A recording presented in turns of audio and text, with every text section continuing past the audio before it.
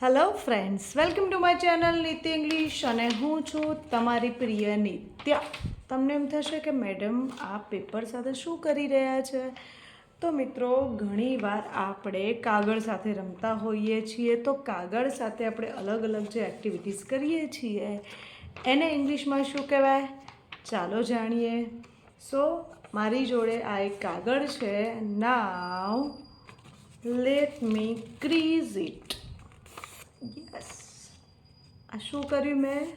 આને પાર્ટીશનમાં અહીંયાથી આમ વાળ્યું છે અને આ જે ભાગ પડી ગયો છે એને કહેવાય ક્રીઝ.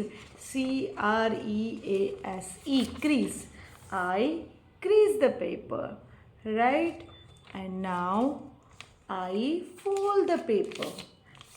ફોલ્ડ એટલે વાળવું, બરાબર છે. આપણે કંઈ પણ કપડાં વાળતા હોઈએ ત્યારે આપણે એને શું કહીએ? કપડાં વાળીએ છીએ ને ફોલ્ડ, બરાબર છે. તો ફોલ્ડ, અત્યારે હું કાગળ વાળી રહી છું તો I fold the paper, right. I unfold, હવે હું એને ખોલી રહી છું તો શું છે? એને આઈ અનફોલ્ડ ધ પેપર, રાઈટ. હવે આપણે દૂરબીન રમવાનો બહુ શોખ હોય છે ને મિત્રો. તો now let me roll up the paper. હવે હું આને આવું રાઉન્ડ વાળી દઉં છું. Okay, I can see you. So આ જે મેં પેપર કર્યું છે એને કહેવાય roll up. Okay, I roll up the paper, rolled up the paper. Okay, now let me I wad up the paper. Okay, આ ડૂચો વાળી દીધો. શું કર્યું મેં? આને ડૂચો વાળી દીધો. તો આવો સાવ દબાઈ ગયેલો ડૂચો વળે એને કહેવાય વોડ અપ ધ પેપર. અને એકચ્યુઅલી જો આપણે આને અનફોલ્ડ કરી રાખ્યું હોય અને ખાલી આમ જેમ તેમ પકડી રાખીએ છીએ ને, એને ફાટી જાય એવી અવસ્થામાં જેમ તેમ, તો એને કહેવાય ક્રમ્પલ.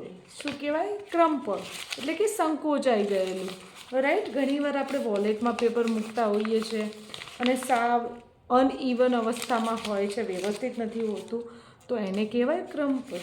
પણ આપણે જ્યારે એને સાવ આવો ડૂચો વાળી દઈએ છીએ ને, તો એને કહેવાય WADUP, એટલે કે વોટ અપ. Okay, right. હવે આ પેપરમાં ઘણી બધી કરચલી પડી ગઈ છે, જુઓ, રાઈટ. તો આ જ્યારે આવો ડૂચો વાળ્યો અને આપણે આવું જોઈએ છે પેપર, ત્યારે એમાં શું થઈ ગયું હોય છે? The paper is wrinkled. The paper is wrinkled. આમાં ઘણી બધી કરચલી પડી ગઈ છે ને ઇન્ટરેસ્ટિંગ વિડીયો? મજા આવી ને? તો આવા ઇન્ટરેસ્ટિંગ વિડીયો જોવા માટે ચેનલને સબસ્ક્રાઈબ કરી લો. અને ન ગમે ને વિડીયો તો dislike my channel, dislike my videos. Okay, by.